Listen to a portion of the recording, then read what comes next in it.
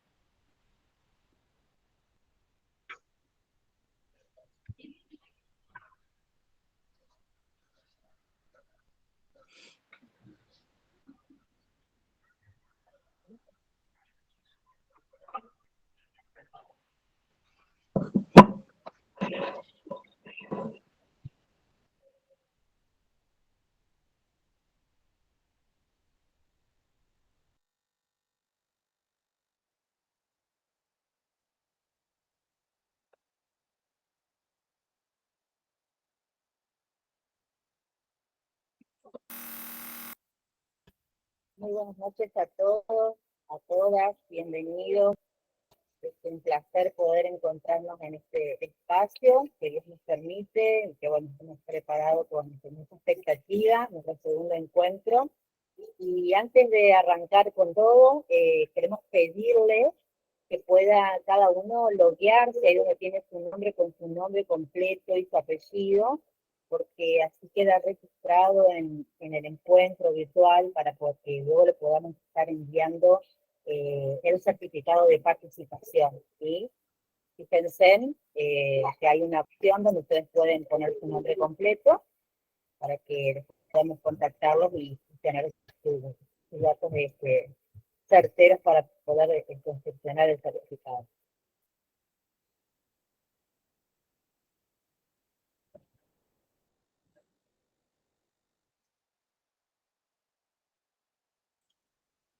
Docentes Cristianos de la República Argentina. Adora. Soy Adrián Castelli, profesor y presidente de la primera Asociación Nacional de Docentes Cristianos de la República Argentina. Desde el año 2017 que venimos creciendo de manera sostenida en nuestro país para bendecir y redimir el sistema educativo.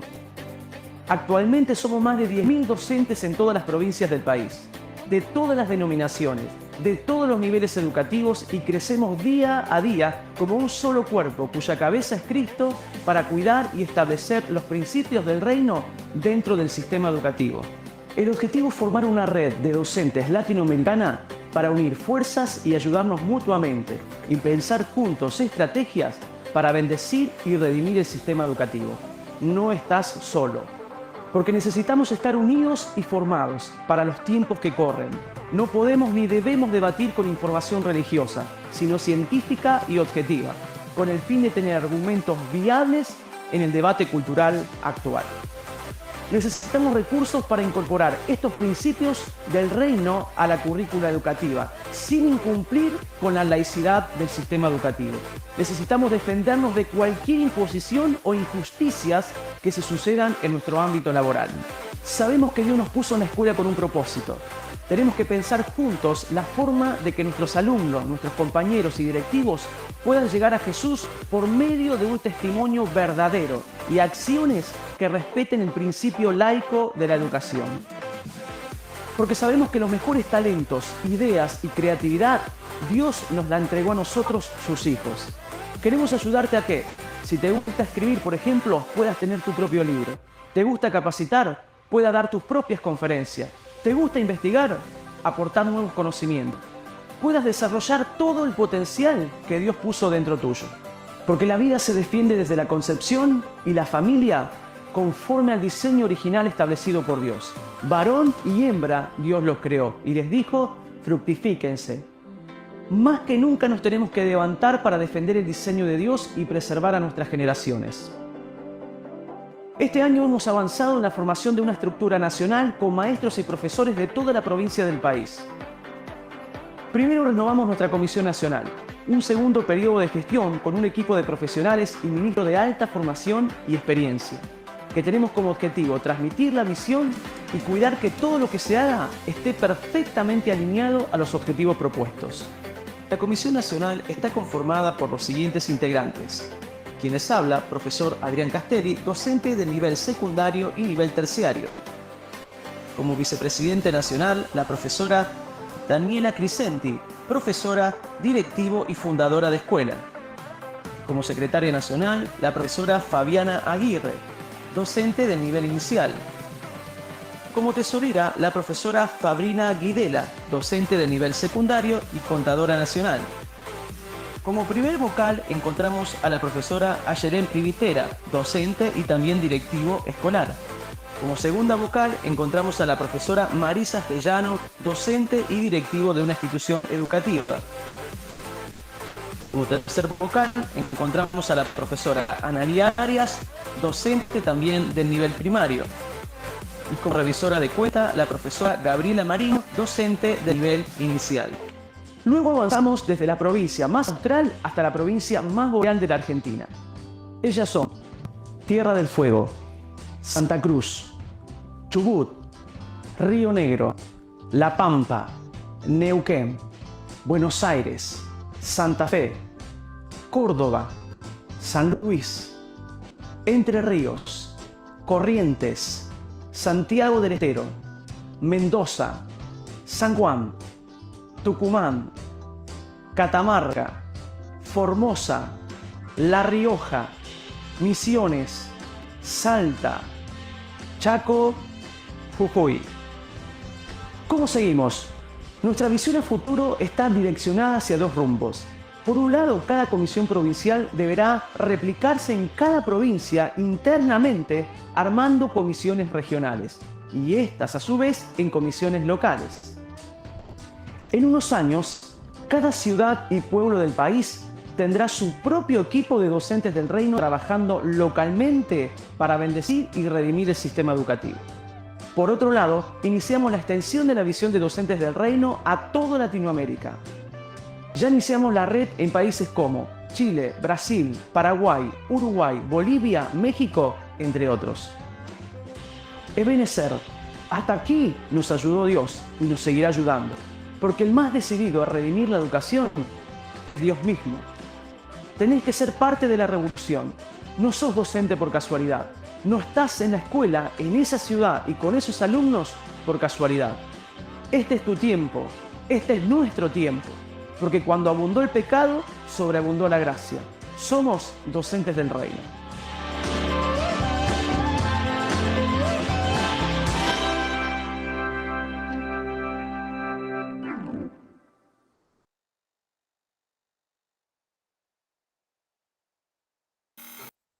Bueno, y así, de esta manera, viendo un poquito en este video lo que significa Dora, el trabajo que se hace, le damos la bienvenida a este segundo encuentro, este segundo conversatorio de un ciclo de charlas que la verdad que en el primero ha superado las expectativas y estoy segura que esta noche también nos vamos a ir con muchos aprendizajes y con ganas de seguir aprendiendo más todavía.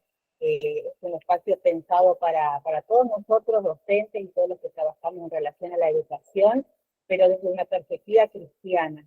Así que seguramente no solamente con aprendizaje nos vamos a ir, sino también bendecidos. Así que damos gracias a Dios por este tiempo y queremos compartirles un poquito rápidamente, ahí Virginia me va donde queremos compartir un poco lo que son los objetivos de Adora. Y nosotros queremos también que ustedes conozcan y si se quieren sumar, si alguien no está todavía en el grupo de WhatsApp provincial, los invitamos a que se sumen, que puedan contactarse con nosotros. Tal vez ahí van a poder estar dejando en el chat el link para unirse al grupo, o pueden dejar sus números de celular también para poder contactarnos con ustedes y que puedan formar parte del grupo. Y también contarles que, bueno, que Adora es una asociación civil que tiene personería jurídica, que está afiliada a Sierra, es decir que hay un trabajo muy arduo por detrás, que no ha sido fácil, es un camino que ha sido un poco pedregoso, vamos a decir, pero la verdad que estamos bendecidos de poder formar parte de esto. Bendecimos la vida del pastor Adrián Castelli, que es el el fundador y el que ha llevado adelante esta visión. Y bueno, ahí pueden ver en pantalla cuáles son esos objetivos que nos unen, no solamente como comisión provincial, sino a nivel nacional, a todos como docentes cristianos, como docentes del reino, que en primer lugar es unir a todos los docentes cristianos del país, generar propuestas de capacitación e integración, como esta que estamos realizando esta noche, ofrecer herramientas pedagógicas y legales, establecer estrategias de evangelización, extender el reino al sistema educativo y político y presentar una red de docentes cristianos latinoamericanos. Siempre vamos a encontrar seguro una manera de formar parte de todo esto. De pronto cuando uno lo ve así, suena como muy grande, no muy fuerte todo, pero la verdad que yo sé que Dios va a poner en el corazón de cada uno de ustedes la manera de estar, de aportar, de ser parte de todo esto que Dios está haciendo en este tiempo. Una de las formas que podemos también colaborar es asociándonos a Adora, y hay una cuenta que tenemos de Adora para poder asociarse, ser socios, ¿no? A nivel nacional, como decía, es una asociación civil. Ustedes pueden comunicarse, ahí tienen el mail de la Comisión Nacional, está la cuenta, y si alguno de ustedes la quiere, se la podemos estar pasando de manera particular. Y también tenemos la cuenta de la Comisión Provincial, que a manera de ofrenda, quien sienta y quiera puede hacerlo, puede estar ofrendando, ya que estas capacitaciones son, por supuesto, gratuitas. Queremos bendecirlos, queremos que se sientan bendecidos por todo esto. Y bueno, y contarles que esta comisión provincial está conformada por distintas personas de la provincia de Entre Ríos. Estamos hoy la mayoría presentes acá en esta charla. Tenemos una coordinadora, tenemos una coordinadora, ahí ven en pantalla todo un poquito nuestras caras para que nos puedan identificar, secretaria, tesorera y líderes vocales. Así que, bueno, la verdad que un gusto poder saludarle, y le digo que desde acá yo los veo a todos, los veo muy lindos, muy lindas, y espero que realmente este sea un tiempo de edificación para todos. Y ahora, sin más que agregar, simplemente decirles que recuerden que dentro de 2 semanas tenemos nuevamente un encuentro más de este ciclo de charlas, que se va a estar tratando de la educación emocional, se llama Las emociones van a la escuela, así que va a ser también un tiempo muy lindo. Voy a presentar a nuestra invitada de esta noche. Ella es Joana Reisig, es licenciada en psicopedagogía, se desempeña profesionalmente en el ámbito de la discapacidad desde el año 2011, trabajando al servicio de los niños en domicilio, en consultorio y en centros de día con adultos. Su trabajo interdisciplinario la ha llevado a crear y coordinar un espacio terapéutico propio que se llama Espacio Terapéutico Integral ALA. Así que bueno, Joana, te damos la bienvenida, y bueno, y que puedas disfrutar también vos de compartir con nosotros en esta noche, y te cedo la palabra. Bueno, muchas gracias, Lorena, por la presentación. Buenas noches a todos, gracias por el espacio, por la convocatoria a este encuentro, que gracias a la virtualidad se puede dar, ¿no? De diferentes lugares de diferentes partes, estamos todos conectados a esta hora de la noche y podemos seguir aprendiendo. Eso es buenísimo, lo que nos dejó, yo creo que lo que nos dejó un poco la pandemia, la virtualidad, ¿no? Bueno, y sin más, vamos a arrancar a hablar de un tema que realmente a mí particularmente, como bien comentaba Lorena, estoy trabajando en clínica, soy psicopedagoga, en consultorio, y una de las dificultades que más atiendo en el consultorio es la dislexia. Y me estuve formando mucho tiempo en lo que es la dislexia. Es un tema que a mí me apasiona mucho y creo fundamentalmente que la detección de este trastorno específico del que ahora vamos a hablar está en el aula. El rol del docente es fundamental en la detección, porque las primeras intervenciones son más eficaces si se dan de forma temprana, y los que están en constante relación, comunicación, y que observan el desempeño de los niños en relación a su lectura y su escritura son los docentes, son los que más tiempo pasan con ellos y observando cómo escriben, cómo leen, inclusive antes de que aprendan a leer y a escribir, es donde podemos empezar a ver precursores, donde podemos empezar a ver alertas de que algo está pasando en esa forma de aprender. Entonces vamos a hablar de esto, de qué es la dislexia, cómo pueden detectarla en el aula y qué líneas de intervención tendrían que seguir cuando aparece esta dificultad. Bueno, vamos a hablar. Me gustaría que compartan en el chat lo que ustedes sepan de la dislexia, cortito, una palabra, una frase, con qué la relacionan. Podamos hacer esta primera parte medio de entre todos y después vayamos a la definición de dislexia. A ver qué saben, qué escucharon, o qué leyeron, qué contacto tienen con la dislexia. Me gustaría que compartan en el chat. Vamos a leer algunos.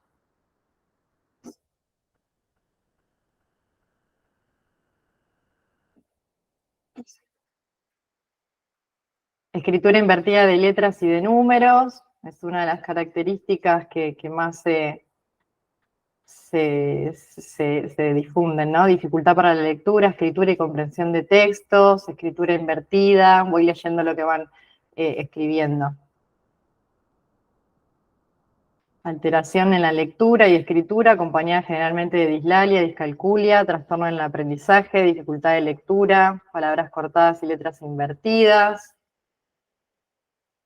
Bueno, bien, hay gente también que no conoce de la dislexia, dificultad para la escritura y lectura, bien. Buenísimo.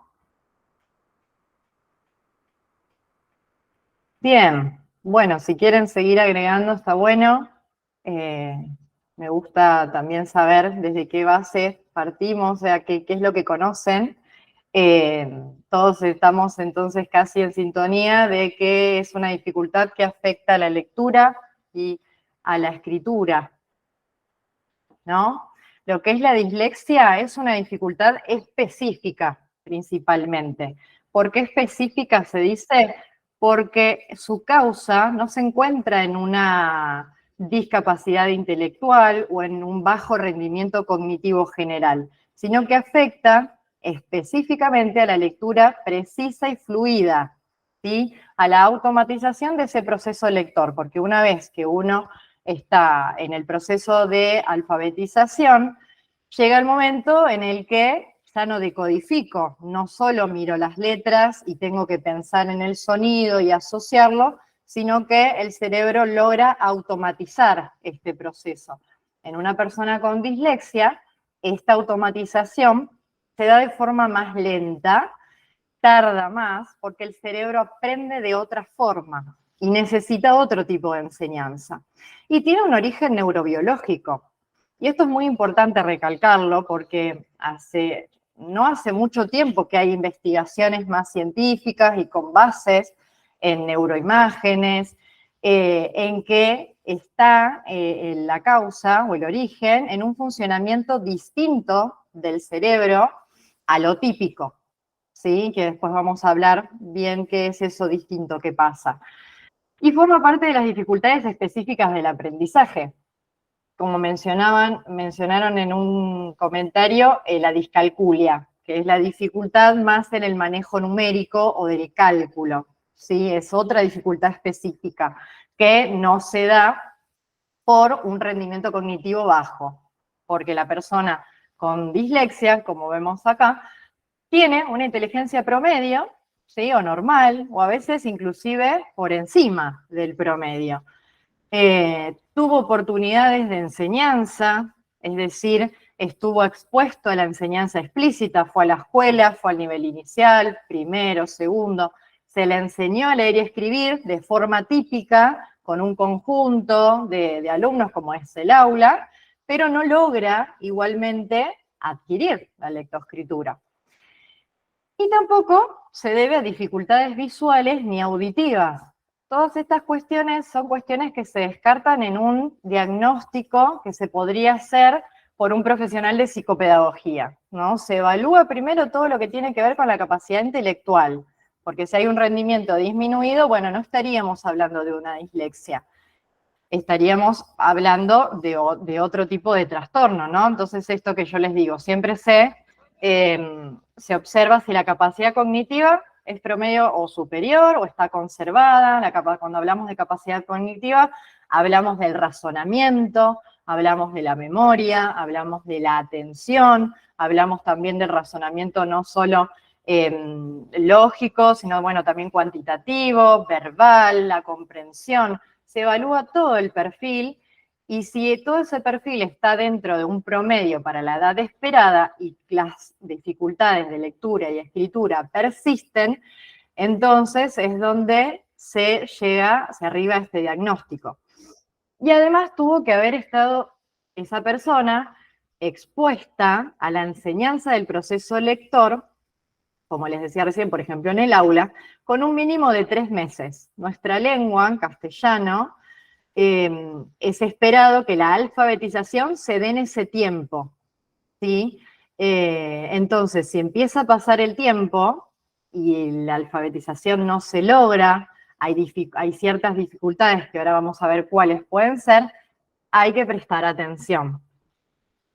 Y esto de que, por ejemplo, no hay déficit visuales, o si los hay, se compensan, por ejemplo, con anteojos, o no se va al otorrino, bueno, no, está todo bien, no hay dificultades auditivas, entonces lo auditivo y lo visual está plenamente involucrado en la lectoescritura.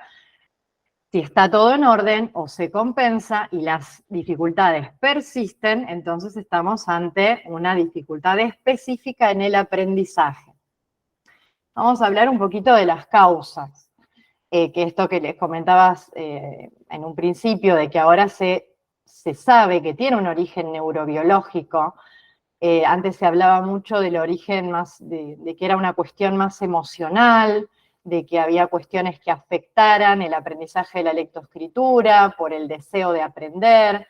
Si bien tiene que ver el deseo de aprender, hoy se conoce que la constitución neurobiológica de un sujeto que no puede aprender a leer, o a escribir o a automatizar esa lectura, está en ese funcionamiento. Es distinto ese funcionamiento. Y también es muy normal de ver que es algo hereditario. Una estadística que es la que tenemos acá, es que el 40% de los hermanos de niños con dislexia tienen menor o mayor medida también el mismo trastorno. A mí me suele pasar que también llega algún niño de entre 8 o 9 años para consulta, y con el diagnóstico de dificultad en el aprendizaje del niño, los padres llegan de alguna manera a darse cuenta que también probablemente tengan dislexia. Es algo hereditario. Empiezan a ver que ellos también aprendieron cuando eran chicos, les costó aprender a leer, que, bueno, fueron compensándolo como podían, porque antes no existía tantas consultas a profesionales, no había tantas ayudas en el colegio a la diversidad, ¿no?, de las diferentes formas de aprender.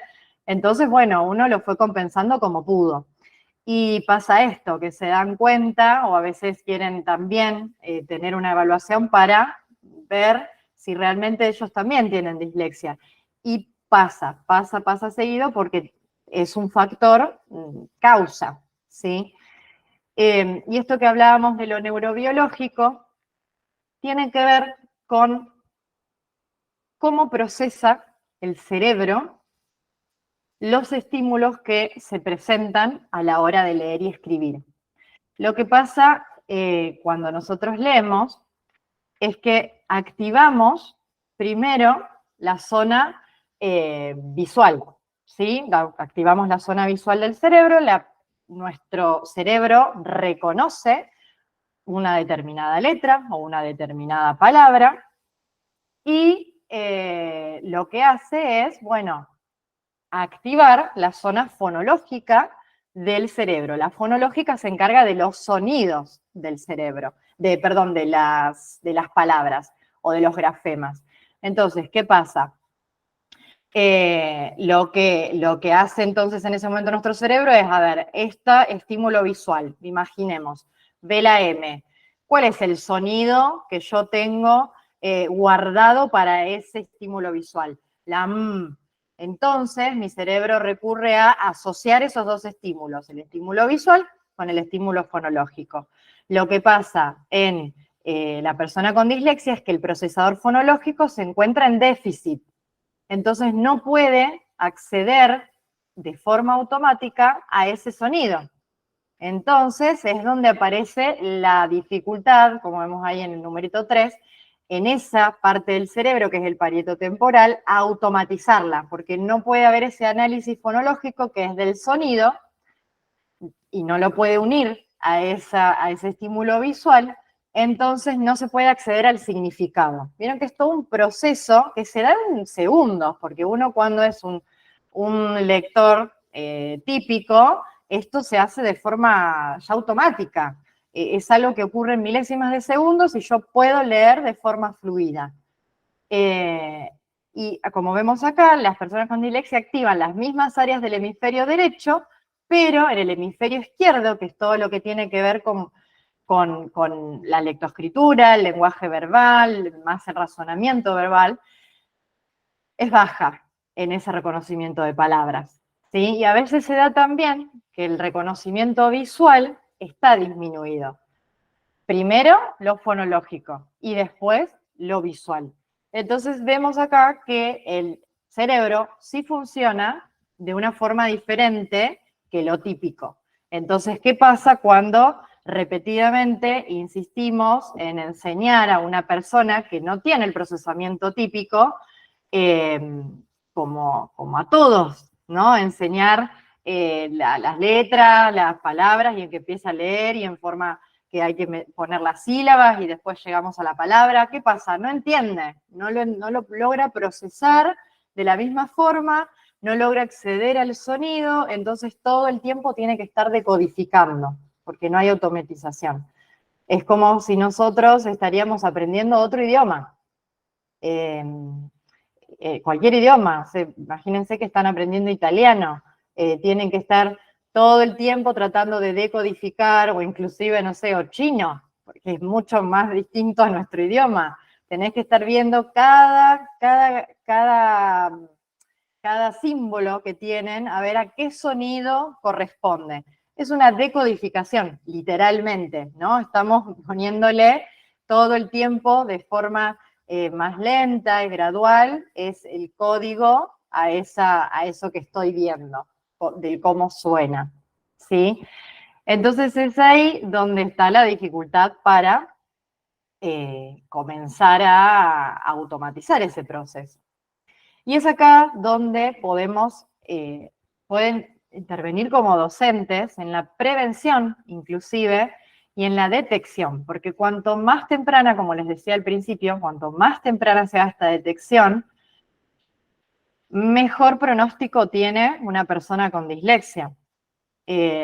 Antes se solía esperar a que ocurra todo el proceso de alfabetización para determinar o no si había signos de dislexia, y esto pasaba cuando recién tenía 8 años. Hoy se sabe científicamente que hay precursores de la lectura que pueden alertar desde los 5, que algo está pasando con el proceso fonológico, que hay una forma diferente de procesar todos los estímulos lingüísticos. Entonces se puede actuar y detectar de forma más temprana. Bien, entonces, ¿qué puede hacer el docente? Primero, prestar atención.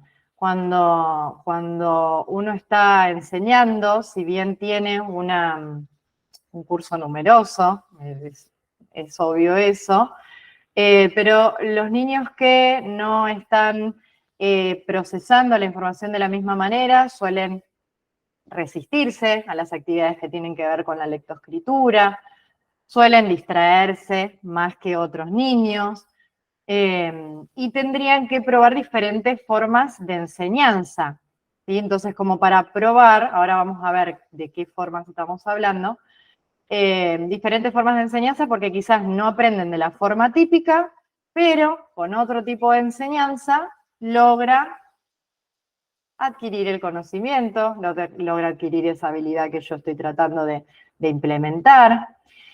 Y cuando hay dudas, no hay que justamente, cuando hay dudas sobre la evolución del niño o del adolescente, porque a veces llegan hasta la secundaria sin un diagnóstico, no hay que dejar pasar el tiempo, y eso es algo que voy a recalcar durante toda la charla, porque a veces se suele, no, vamos a darle su tiempo, a esperar que termine esto, como se decía más antes. Gracias a Dios yo no lo veo tanto ya en el consultorio, están llegando más chiquitos a la consulta, lo cual nos habla de dos cosas, ¿no? Es que hay cada vez más dificultades específicas en el aula. El porcentaje es que en el aula el 10% es probable que tenga dislexia. O sea, de 30 tenemos a 3 niños que probablemente tengan dislexia. Es una estadística bastante alta.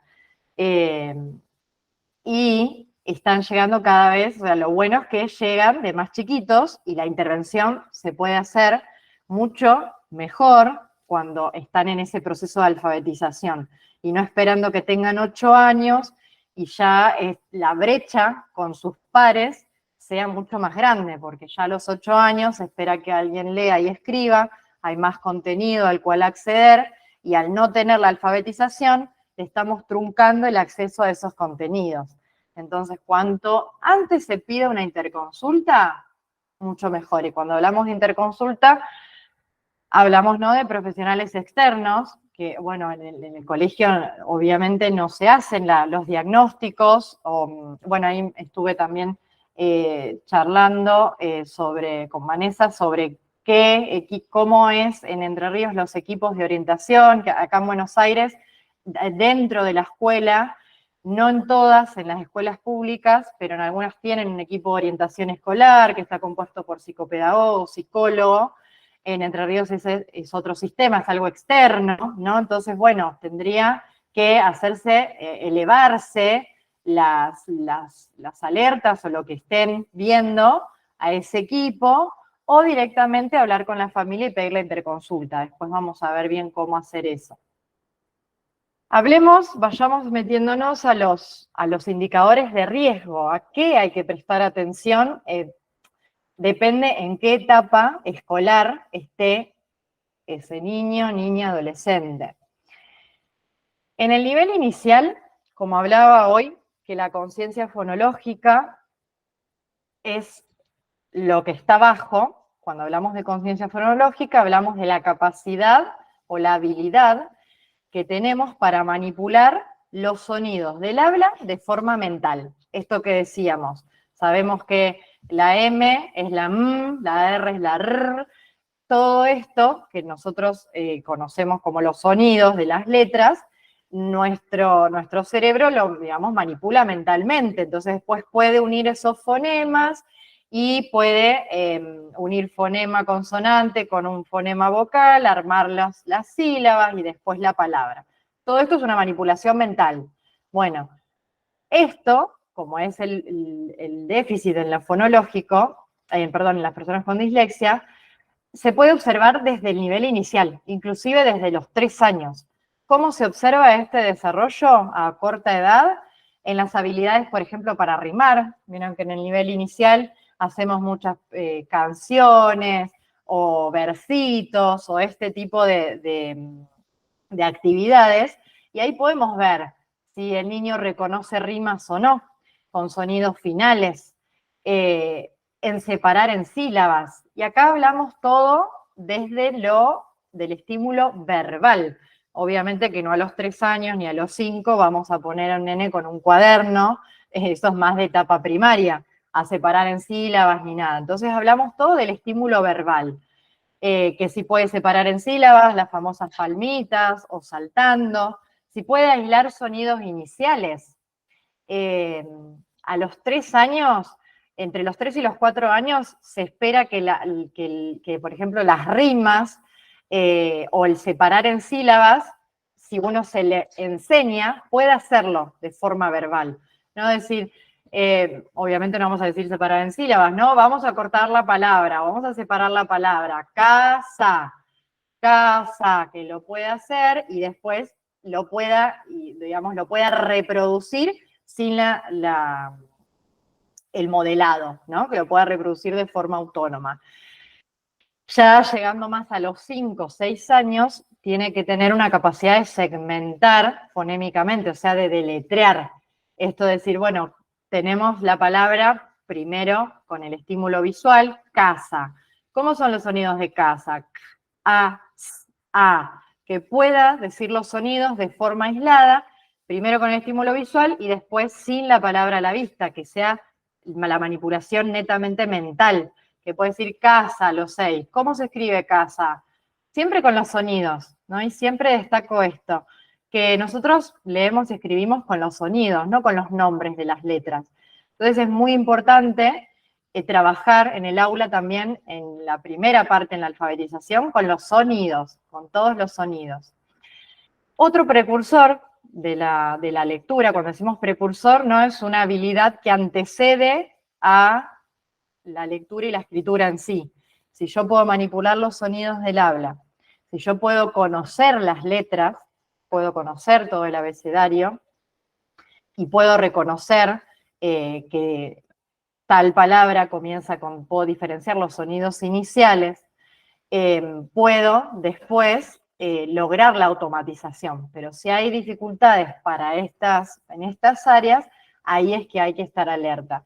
Cuando pasa el tiempo y empezaron primer grado y no se acuerda todos los nombres de las letras, inclusive de las vocales, que son obviamente las primeras que se enseñan, no se recuerdan, no se pueden asociar a un dibujo, ¿no? Cuando decimos la A de avión, la O de oso, cuando no logra esa asociación o no logra generalizar esa asociación, es decir, decimos la O de oso, la O de qué más, y no pueden decir otra palabra que no sea la misma de siempre, no pueden decir, no sé, oca, orca, oscar, o por así decirlo, ahí es donde hay dificultad. Otro precursor que hay que tener en cuenta, también esto más pensando en los 5 años, a partir de los 5 años, el nivel de escritura.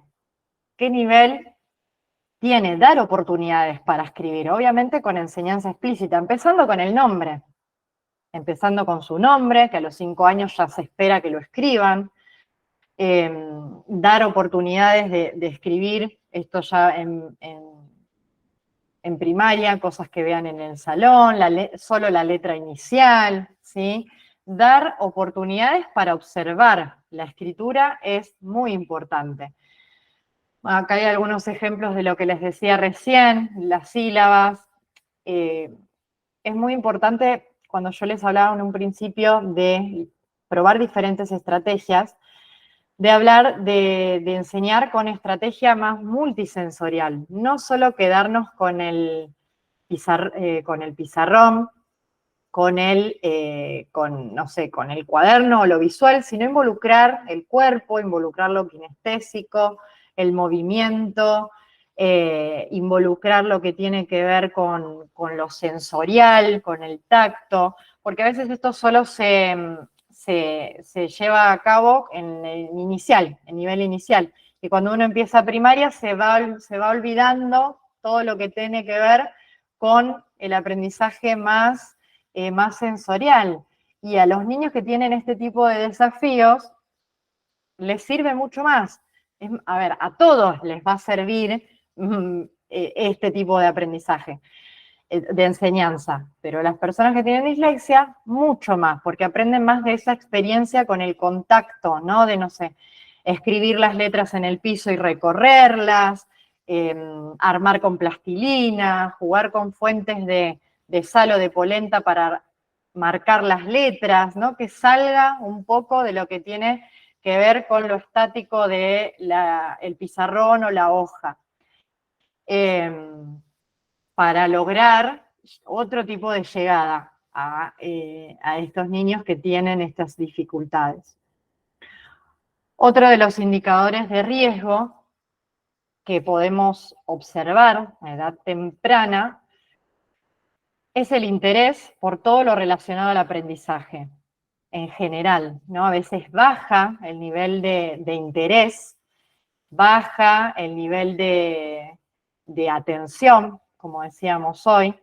Entonces, cuando hay que copiar, me distraigo, miro para otro lado, no llego a copiar. Son los típicos nenes que llegan a la casa con la mitad de las cosas copiadas y después la mamá tiene que pedir lo que hicieron en el día para terminar de copiarlo.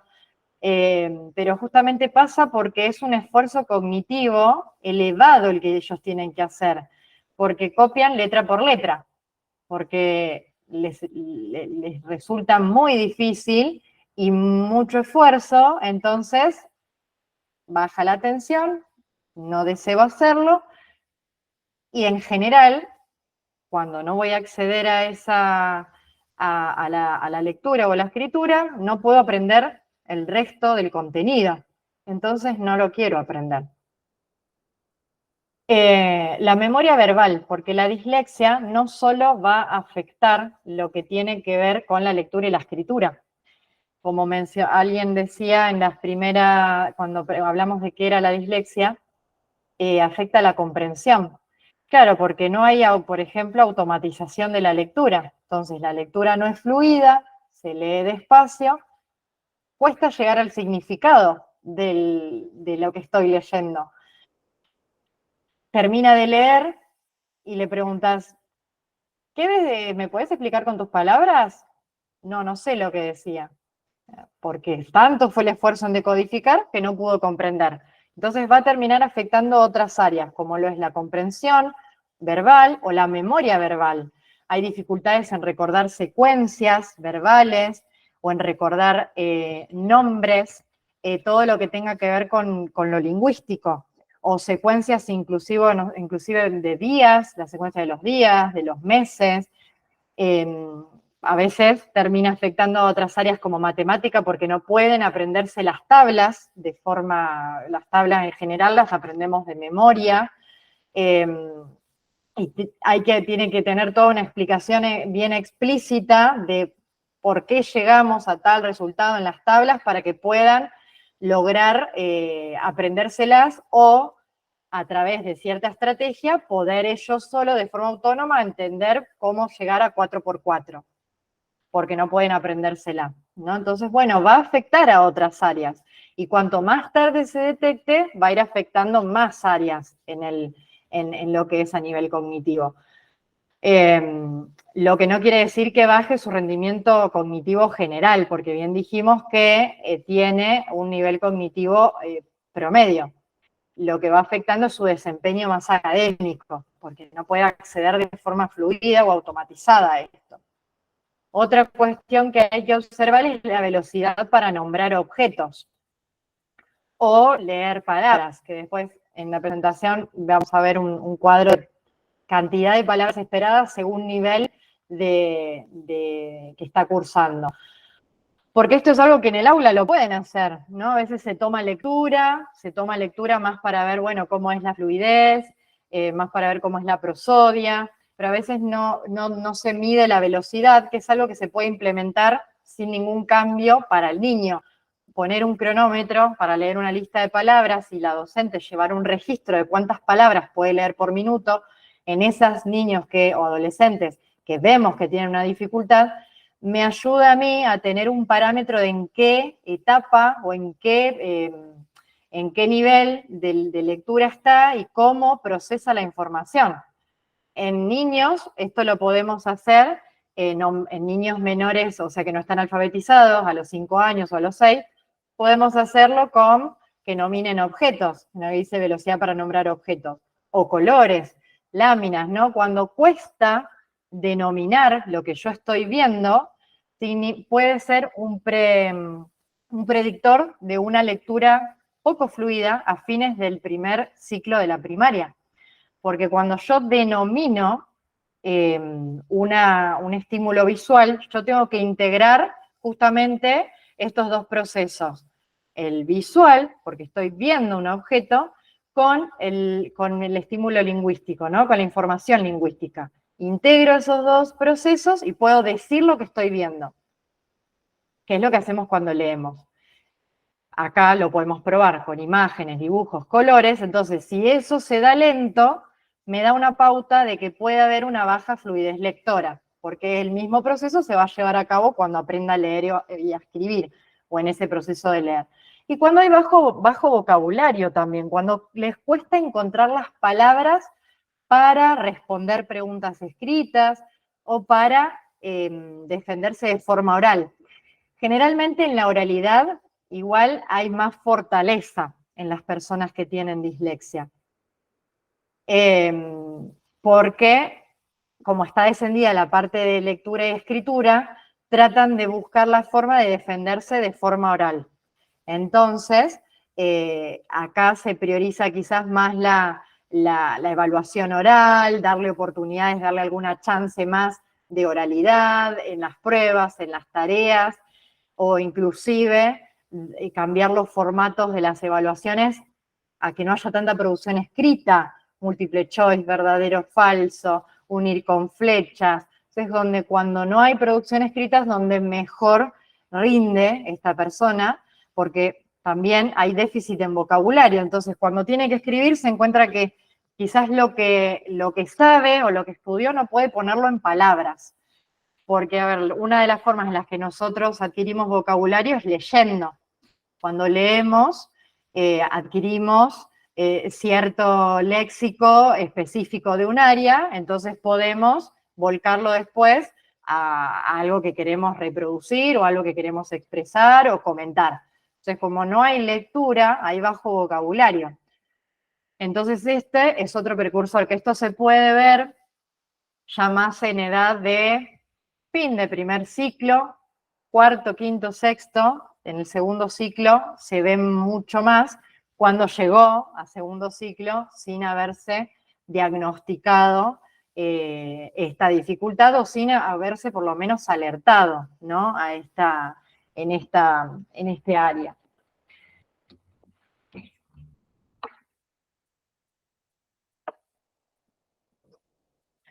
Bueno, esto es lo que tiene que ver un poco más con la sala de 5. Vi al principio cuando se presentaban que hay gente, ¿no?, de nivel inicial. Esto es más específico, que es ya bien detallado en lo que se espera que logre a los 5 años, ¿no? En la conciencia fonológica, el sonido inicial ya se reconoce de palabras.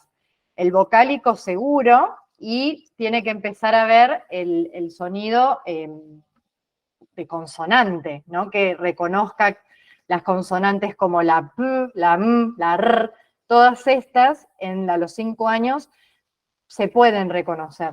Deletrear palabras de por lo menos 3 sonidos, ¿no? No sé, mar, oso, sol, palabras cortitas a los 5 años se puede. Después reconoce 14 letras en mayúscula. Esto es algo que se puede evaluar fácilmente en el aula, ¿no? Cuando estamos enseñando las letras. Ir llevando un registro de la evolución, de qué letras conoce, cuántas conoce. Bueno, el nivel de escritura, el nombre ya tiene que ser completo, y las nociones matemáticas reconoce colores, números hasta el 10 o 14, cuenta de forma oral hasta el 29 sin problema. Ya iba a empezar a haber dificultad para pasar al 30, todo eso en realidad no es dificultad, es que hasta ahí es esperado, ¿no? Más adelante va a poder seguir el conteo. O cuenta 20 fichas con correspondencia 1 a 1. Decimos, bueno, no es que cuenta 1, 2, 3, 4, 5, 6 y no hace la correspondencia. Por ejemplo, tiene tapitas y 1, 2, y puedo hacer el conteo ese bien 1 a 1. Esto todo lo que tiene que ver con sala de 5. ¿Qué pasa con la primaria? Con los signos de alerta en la primaria. Si detectamos en nivel inicial estas cuestiones, es buenísimo porque se puede intervenir ya desde ese momento. Ahora, si el niño llega a primer grado sin conocer las letras, ¿sí? Y acá no hay que dejar pasar el primer trimestre. Cuando estamos en el primer trimestre y no logra leer con consonante vocal, sílaba directa, o por ejemplo solo dice las fonemas, pero no sintetiza en una sílaba y le cuesta mucho, bueno, alerta, ahí la noción de escritura es más parecida a un nene de 4 o 5 años, por ejemplo, solo escribe una letra correcta por sílaba, está en una etapa silábica, se dice, por ejemplo, escribe, en vez de escribir sapo, escribe a, o, solo las vocales, esto en primer grado, entonces no está reconociendo las consonantes todavía, no las está reconociendo fonológicamente, ¿no? El sonido, que es lo que hablábamos de manipularlo. Esto, si pasa en el primer trimestre, es una alerta, ¿sí? Ese típico hay que esperar que pase el primer grado, no. Ya en ese primer trimestre, o por lo menos antes de las vacaciones, tenemos que estar atentos a que, de las vacaciones de invierno, a que estas cuestiones estén por lo menos adquiridas. Si en el tercer trimestre, o sea, llegando a fin de año, no logra leer más de 2 o 3 palabras con precisión, ¿no? Si pasa esto que decíamos, no comprende lo que lee, o lee 10 palabras por minuto, bueno, súper alerta, porque ahí estamos en un déficit de leve a moderado. Entonces, ¿qué pasa? No podemos dejar pasar el tiempo para hacer una reunión con la familia, consulta con profesional, porque hay que intervenir. En la escuela se lo va a ayudar de una forma con la enseñanza explícita, pero necesita una intervención específica que solo se puede dar con un profesional externo, porque necesita esa enseñanza explícita, individualizada, sistemática y gradual, que es su forma de aprender, ¿sí? Esto en primer grado. Pasamos al segundo y tercer grado y todavía nadie detectó la dislexia o nadie detectó dificultades, porque quizás a veces, a ver, no se llega a un diagnóstico de dislexia, pero hay dificultades notables y pueden deberse a otras causas, pero bueno, eso se va a detectar, se va a terminar de ver fuera del colegio, ¿no? Pero lo que pasa, entonces ahí es alerta en segundo y tercer grado porque estamos ya no en intervención temprana. Intervención temprana sería a los 5, principio de 6 años, de primer grado. En segundo, si ya no domina el abecedario, ¿no? Ni por el nombre de las letras, o sea, no conoce todas las letras, ya en segundo tiene que conocer todas las letras, o desconoce los sonidos, o lo que decían hoy, invierte nombre, orden, de las letras, dice la por al, le por él, ¿no? Invierte esto al leer, o depende mucho del estímulo visual para deletrear. La lectura es poco fluida, es silabiante, no comprende lo que lee, pero si uno le lee las consignas, hay comprensión. Está esta comprensión verbal de que puede entender. Vos decís, uy, pero en la oralidad, ¿qué pasa? O sea, me responde bien, estuvo prestando atención, parecía que no, pero lo entendió y me puede dar una respuesta correcta. Pero cuando va a escribir no puede. Bueno, ahí hay que prestar atención porque no puede comprender porque no accede a la automatización de la lectura. Y acá empieza a ser como más evidente las cuestiones conductuales. Se cansa fácil, no presta atención, esto que decíamos hoy, no termina de copiar y cada vez el cuaderno está más incompleto. Esto pasa ya porque la brecha se va extendiendo. Me tengo que disculpar, pero me olvidé de traer el cargador, 2 minutos, me voy a quedar sin batería, si no, prefiero 2 minutos ir a buscar el cargador y poner a cargar. Perdón.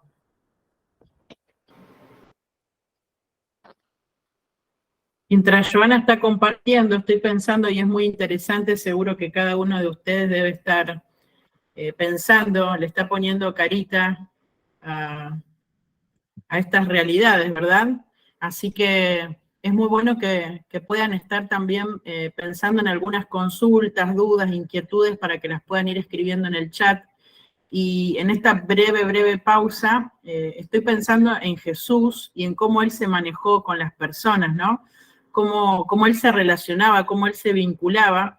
Y realmente pienso en que es importante seguir su ejemplo y empezar a desestigmatizar. Porque Jesús lo que hacía era desestigmatizar realmente. Y nosotros muchas veces podemos pensar, Joana decía, ¿no? Estamos viendo este perfil neurobiológico y podemos pensar, bueno, no lo quiere hacer porque es vago, es vaga, tiene fiaca, se distrae con facilidad, y olvidamos que hay factores que son condicionantes de esta realidad. Así que es muy bueno que podamos reflexionar en este sentido. Empezar a desestigmatizar, empezar a identificar para luego poder prevenir. Joana, podés tomar la palabra nuevamente. Gracias y disculpen. Bueno, vamos a continuar con los signos de alerta. Acá les dejo unos ejemplos, no sé si se llegan a visualizar del todo bien, hay algunos que están muy claritos. Estos son de algunos pacientes míos que llegaron a consulta, que evaluamos, que llegamos al diagnóstico de dislexia, se comparten con permiso de las familias. A ver, acá tenemos estudiantes de 4º grado, ¿sí?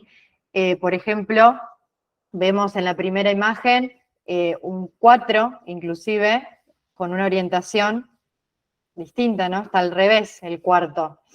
Invierte orientación de números o letras. Acá hay algo importante que quiero resaltar. Vieron que está encerrado. Esto era una carátula que hizo la nena para presentar un trabajo. Y la seño se lo corrigió así, de forma para mí alevosa, que si uno está en conocimiento del perfil de ese niño, esto no es necesario. A ver, no es ni siquiera útil, porque el niño no va a aprender a que el 4 va para el otro lado porque se lo marquemos y se lo dibujemos y lo escribamos al lado, ¿no? Y esto me parece importante transmitírselos para que lo tengan en cuenta al momento de encontrarse con un perfil de dislexia o de dificultades en la lectura. El aprendizaje no se va a dar por eso, se va a dar por una intervención específica. Entonces, justamente estábamos practicando estas cuestiones de orientación en el aula. ¿Cómo podría ser una corrección acá? Me pongo al lado de la niña, le pregunto, mira, ¿este qué número es? El 4, para ella va a ser el 4. Bueno, mira, el 4, ¿te acordás? Va para el otro lado, mira para el otro lado. Entonces ahí mostrárselo, que la corrección sea a la par y no solo marcarle. Porque recordemos que los niños que tienen dislexia o las personas que tienen dislexia aprenden con una instrucción explícita, que uno le diga qué es lo que pasa ahí, cómo se hace, ¿no? Entonces ahí, bueno, le entiende cómo hacerlo, lo cambia la niña, no la docente, o el niño, quien sea, ¿no? Otro de los errores más comunes, ya acá estamos hablando de 4, ¿no? Cuando ya la alfabetización se dio con más o menos esfuerzo, y hay separación o unión incorrecta de palabras. Pasa cuando, por ejemplo, van terminando el renglón y tienen que separar, vamos a una palabra fácil, casa, y no les queda lugar y ponen cas, y la A abajo en el otro renglón. No tienen ahí la conciencia silábica, porque lo que pasa ahí es que no tienen la noción de la sílaba, entonces no saben que no se puede cortar la sílaba, que sa es una sílaba y la tengo que escribir junta. O unen las palabras, que esto suele pasar con los artículos. La casa todo junto, voy a la casa, ponen voy a la, el ala del ala de volar, digamos, casa, se unen estas como palabras que no tienen significado como semántico, que digamos son palabras que funcionan con otras. Para ellos van todas juntas porque no tienen esa noción de los sonidos aislados. Y omisión de letras. Por ejemplo, ahí se ve que hay en vez de un pero, dice per, o se olvidan la letra final o letras intermedias. Y esto ya estamos hablando de un cuarto, ¿no? Que es más, no, digamos, quizás llegó sin diagnóstico. Estos niños, bueno, los dos habían sido diagnosticados en tercero. Y la última hoja que se ve ahí, hay una dificultad en la orientación espacial, en el plano horizontal, que es la copia, ¿no? O el cuaderno.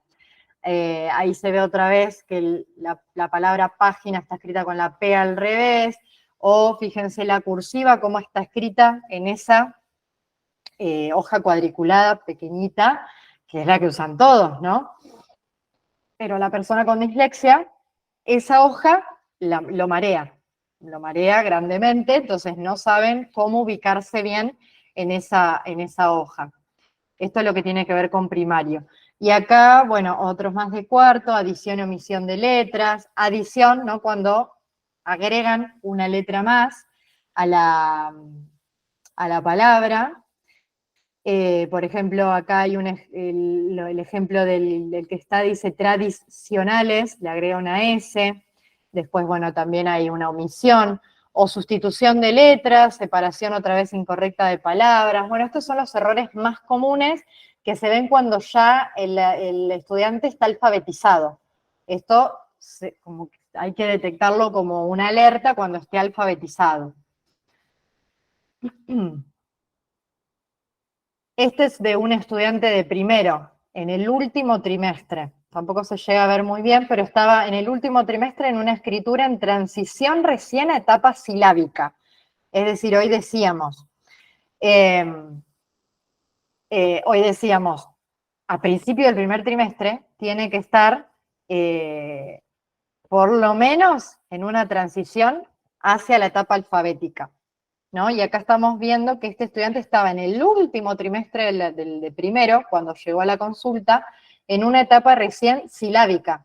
Es decir, ahí escribió, en vez de sucio, había puesto solamente algunas vocales y cualquier otra consonante que se le ocurrió. Por lo menos acá había una hipótesis como más de variedad, que sabía que se componían las palabras con diferentes letras, no sabía cuáles, pero lo rellenaba. Y después la copia del pizarrón, que encima, bueno, ya estaban con la cursiva, que no es para nada recomendable, por lo menos hasta que estén alfabetizados los niños con dislexia. Hasta que la persona no esté alfabetizada, mayúscula. Recomendamos imprenta mayúscula, tanto en la enseñanza como cuando escriban en el cuaderno. Cuando se alfabetice, pasar de a poco a la minúscula. La cursiva, déjenla para tercero, cuarto. La realidad es que hoy, cada vez más temprano, por currículum, se está viendo la cursiva. Y yo no sé qué tan beneficioso es, ¿no? Yo acá esto estoy hablando de forma subjetiva, porque es algo que confunde. Igual científicamente está comprobado que la letra mayúscula para alfabetizar es la más, digamos, la más amigable o reconocible para nuestro cerebro al momento de empezar a conocer las letras. Ahora, cuando pasamos a que ya está alfabetizado, la minúscula es mucho mejor. ¿Por qué? Porque la minúscula sube y baja, no tenemos tantas líneas rectas, empiezan a aparecer las curvas, y a modo visual para nuestro cerebro es mucho mejor para discriminar. Para la persona con dislexia, mucho más, porque se acuerdan que habíamos dicho que estaba disminuido la parte de reconocimiento visual, entonces al tener distintos estímulos visuales, la ayuda a hacer esa diferencia de letras y asociarlas a sus fonemas. Pero la cursiva lo complica todo, porque primero puede haber dificultad en copia, las letras se unen, necesita ir y volver, es mucho más complicado. Entonces, llegaríamos hasta la minúscula. En personas con dislexia, hasta toda la primera etapa de lo que es la primaria. Porque miren lo que es la copia del pizarrón. Es como decíamos hoy, que cualquiera de nosotros esté copiando en chino. Este nene no estaba ni siquiera en una etapa silábica y copiaba en cursiva. Si nos ponemos a pensar, no hay sentido para que pase eso. ¿Qué pasa en la secundaria? ¿Cuándo prestar atención? Porque lamentablemente hay chicos que llegaron a la secundaria porque pudieron sobrellevar toda la primaria con el maestro particular, con la ayuda de las papás en casa, con los recursos cognitivos que tienen, con su defensa oral quizás, y bueno, de diferentes formas llegaron a la secundaria, pero en la secundaria, como el contenido aumenta, quizás es donde se detecta. Y me ha pasado de recibir en el consultorio a chicos ya de 12, 13 años que todavía no tenían un diagnóstico. Y se ven mucho más las dificultades. ¿Dónde hay que prestar atención? En toda la producción escrita, en las faltas de ortografía, porque el código arbitrario ortográfico también muchas veces, justamente porque es arbitrario, hay que aprenderlo más de memoria, o de qué otra forma se aprende, viendo cómo se escriben las palabras, y repetimos, como el procesamiento visual está disminuido, por más que la vea 20 veces a la palabra, quizás no se aprenda cómo se escribe. Entonces va a cometer el mismo error. Hay baja velocidad lectora, ¿sí? Perdón, hay esta baja fluidez que se veía en principio en primaria, también pasa en secundaria. Tardan mucho en leer, no llegan a terminar de leer cuando hay que leer textos en clase. Hay dificultades para implementar técnicas o hábitos de estudio porque les empieza a costar organizarse con tanto material. Esto que decíamos de lo secuencial, que les cuesta, bueno, cuando tienen que ponerse a estudiar, también les va a costar la organización de, bueno, ¿qué tengo que estudiar primero? ¿Qué voy a estudiar después? ¿Qué es lo más importante? ¿Qué no? Les cuesta aplicar técnicas de estudio como el resumen, porque no tienen el vocabulario como para ponerse a hacer una producción de ese nivel, o los mapas conceptuales, no logran entender las relaciones, o inclusive la organización más concreta de la carpeta. Mezclan las hojas de las materias.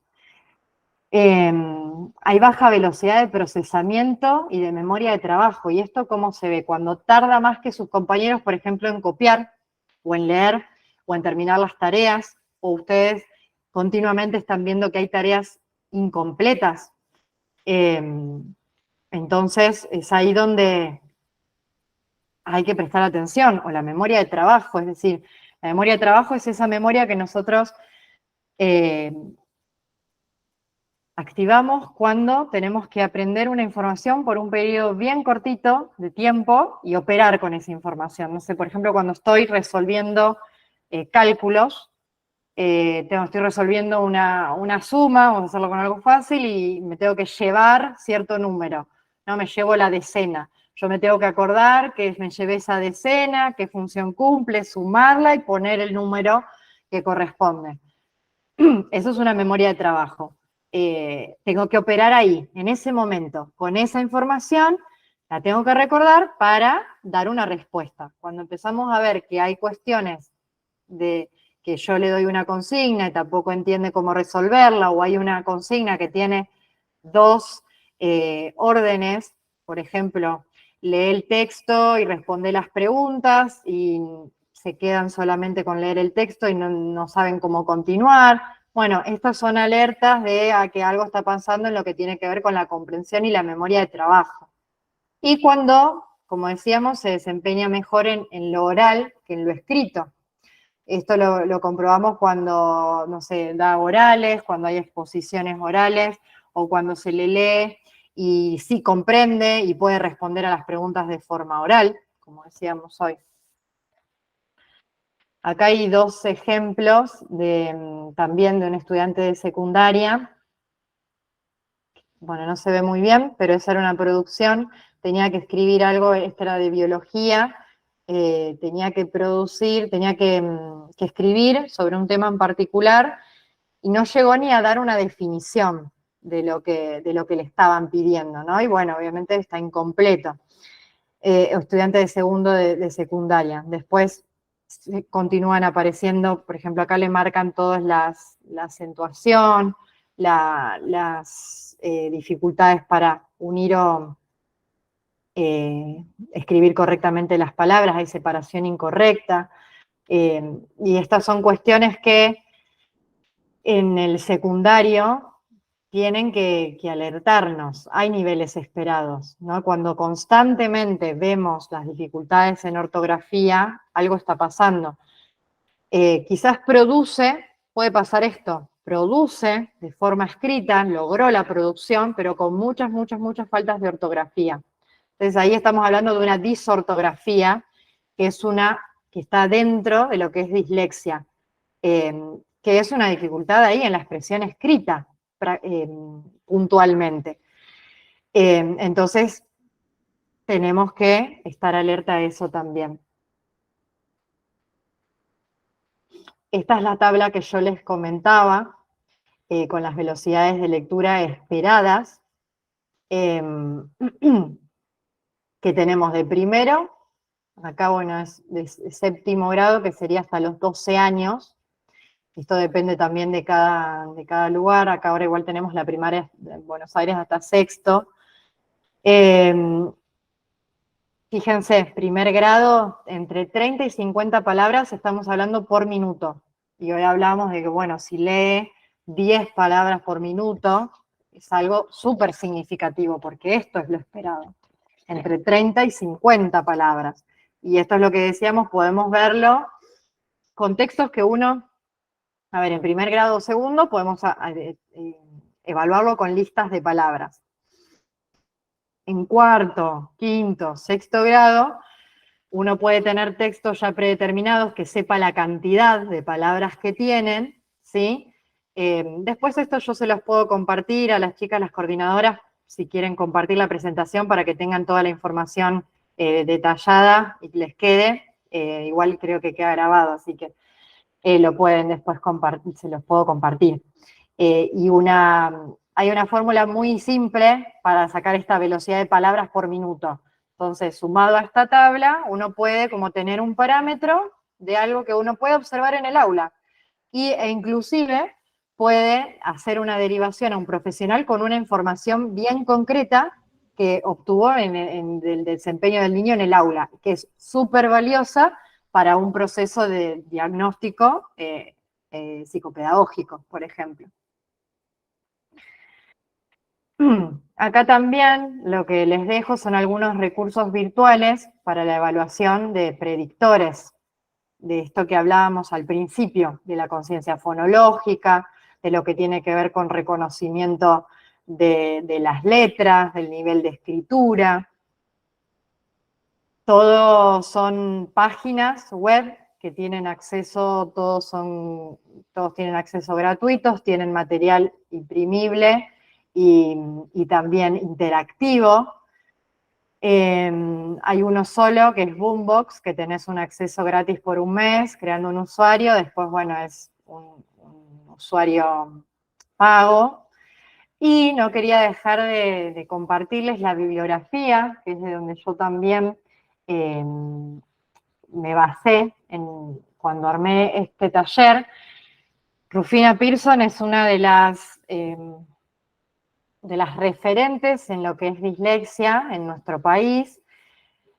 Muchas investigaciones tiene realizadas, programas específicos para intervenir en dislexia, inclusive charlas a escuelas o material que se pueden implementar en el aula. Este libro en particular se los recomiendo porque tiene la base de lo que es, si quieren seguir profundizando en el tema, dislexia, una forma diferente de leer, tiene la base de lo que es la dislexia, tiene también muchas recomendaciones para docentes, muchas recomendaciones para familia. La verdad que es muy completo como para una primera aproximación y con un lenguaje que ameno para leerlo. Así que se los recomiendo. Bien. Vamos a ir con esta, llegando más al cierre, haciendo más una síntesis, ¿qué pasa con esto que venimos hablando, ¿no? Detectar y prevenir a tiempo. Lo primero que habíamos dicho era, bueno, prestar atención a la conducta, los signos de alerta. Acá hablo de equipo de orientación escolar, pero serían estos los dispositivos externos, derivar, consultar, hablar con la familia, citarlas y sugerir una consulta con psicopedagogía. Para mí lo primordial acá es no perder el tiempo, porque dejar pasar el tiempo es privar a ese niño de una intervención que necesita y de una educación acorde a sus necesidades específicas, porque no es que no puede aprender, no es que no quiere aprender, sino que aprende de una forma distinta. Entonces hay que darle los recursos para que pueda aprender de esa forma. Y entonces hay que actuar para eso. Y yo creo que firmemente en el rol del docente como detector de estas dificultades. Y acá hay algo muy importante que no quiero dejar de también transmitirles, porque me ha pasado que también han llegado familias a las consultas que me dijeron de la escuela que tiene dislexia, y la realidad es que la escuela o el docente no refiere diagnósticos. No quiero decir que, obviamente como estuvimos hablando, el docente puede estar sospechando que haya un perfil de dislexia o de alguna otra dificultad. Pero como no es el espacio para dar diagnósticos, ¿qué puede decirle a la familia? Que le está costando aprender a leer y escribir, que le sugieren hacer una consulta para que lo evalúen con una psicopedagoga, que no dejemos pasar el tiempo, porque veo que, por ejemplo, Juan puede defenderse bien oral, pero cuando pasamos a lo escrito le cuesta encontrar las palabras para escribir, o le cuesta todavía aprender las letras, depende de la etapa que esté pasando, ¿no? Lo que, como decía, no quita que después en una evaluación profesional se corrobore lo que el docente, que es lo que generalmente pasa, lo que el docente sospechaba. Pero ¿por qué no dar un diagnóstico en la escuela? Porque la familia está empezando un proceso que es largo. La familia está empezando un proceso de evaluación y tratamientos que no dura un año, no dura 2. La dislexia acompaña a la persona toda la vida. Se ven más los desafíos cuando está en la etapa escolar. Pero imagínense, y que yo lo he visto en el consultorio, que lleguen con esto de, ay, me dijeron que tiene dislexia. ¿Y qué es lo que hacemos todos hoy? Lo primero cuando nos dicen algo, lo googleamos, buscamos en Google qué es eso. Y es ahí donde aparece la desinformación o aparece las características generales de la dislexia, y entonces empiezan a pensar que todo eso tiene su hijo, todas las cosas que en teoría tienen que hacer o no hacer. Entonces empieza a generar un panorama, o sea, empieza ese camino con ansiedad, con más preguntas y con más dudas de las que quizás tenía, porque veía a su hijo que tenía desafíos, porque seguramente los padres perciben también esto. Entonces, tratemos de, cuando hablamos con la familia, de no referir diagnósticos, aunque lo sospechen. Cuando envíen un informe al profesional externo, también caracterizando todo, pero sin poner nombres, porque ese informe también escrito lo va a leer la familia. Y también, bueno, también esto va mucho también en las políticas que tengan las escuelas, que a veces se entregan los informes en sobre cerrado, como que es una información oculta. Y la realidad es que lo mejor para acompañar a esa familia en este proceso es que sea lo más transparente posible, que la comunicación sea fluida entre familia, profesional y escuela, y que esos informes vayan en sobre abierto, por así decirlo, ¿no? Que la familia sepa lo que estoy comunicando a los profesionales. Lo mismo cuando yo le envío el informe a la escuela. la mamá, primero se los conté a los papás, después llega a la escuela, y todos manejamos la misma información, porque al fin y al cabo, el protagonista de todo ese proceso es ese niño que necesita aprender. Entonces, todos tenemos que tener la misma información para que pueda aprender como puede, como necesita, con las herramientas que él puede implementar, ¿no? Y porque como les decía recién, la dislexia acompaña a la persona toda la vida, no es algo, no es cosa de niños como a veces se piensa. A veces dicen, yo cuando era chica tenía dislexia. No, la dislexia va a continuar porque es una condición, como decíamos, neurobiológica. Vas a compensarla en el tiempo porque te van a dar herramientas, porque tuviste que conseguirlas como pudiste, y en el tiempo vas a aprender a leer, te va a costar, o cuando sos grande vas a elegir no leer, y son generalmente las personas que eligen carreras más prácticas que tienen que ver con el diseño, con el arte, este tipo de cuestiones, ¿no? Entonces, bueno, eligen, y cuando rinden desde el oral, y van compensando sus dificultades, pero la dislexia está, no desaparece, ¿sí? Entonces, empecemos ese camino acompañando a la familia, y si comienzan un tratamiento, mantener comunicación con el profesional externo es sumamente importante, justamente como decía recién, para mantener todos la misma información y tener las orientaciones adecuadas a ese estudiante, porque la dislexia no es una. Cada estudiante va a tener su perfil, no todos los niños con dislexia omiten letras, no todos los niños con dislexia cortan las palabras. Cada uno tiene su perfil de desafío y fortalezas dentro de la dislexia. Entonces a cada uno vamos a intervenir de forma distinta. Entonces es ahí donde yo tengo que mantener ese contacto con el profesional que me puede dar las orientaciones adecuadas según el perfil cognitivo de ese niño, y voy a poder llegar a enseñarle como necesita, adecuando el contenido o la información que le esté brindando, o inclusive el método de enseñanza. Bueno, vi que había algunas preguntas en el chat, podemos pasar a... Ah, no, tenía este video, perdón, me había olvidado. Lo puedo compartir, ¿no? Creo que me dicen si se escucha, ¿sí?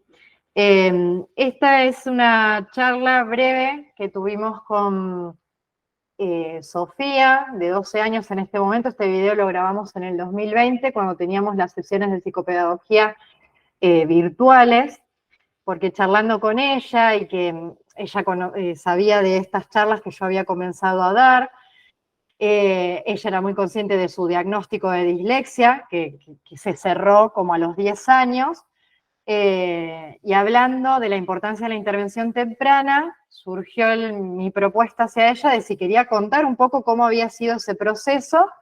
Accedió a hacer el video para compartirlo. Le pareció importante que los docentes sepan como de primera persona qué es lo que pasa o lo que vive ese niño o niña con dislexia. Vamos a ver si se escucha bien. Bueno, Sofi, Díganme. ¿querés contarme cómo fue que llegaron al diagnóstico de dislexia? Y bueno, primero fue en tercer grado, porque una maestra empezó a sospechar que yo tenía dislexia, y nada, les contó a mis papás y me dijeron que vaya a la psicopedagoga. Fui primero con una, me dijo que no tenía. Fui después con otra, una especial, y me dijo que sí tenía, que ahí fue cuando me diagnosticaron. ¿En qué edad fue eso? Creo que en quinto o sexto año, grado. Más o menos de entre 10 y 11 años tenías. Claro, 10 y 11.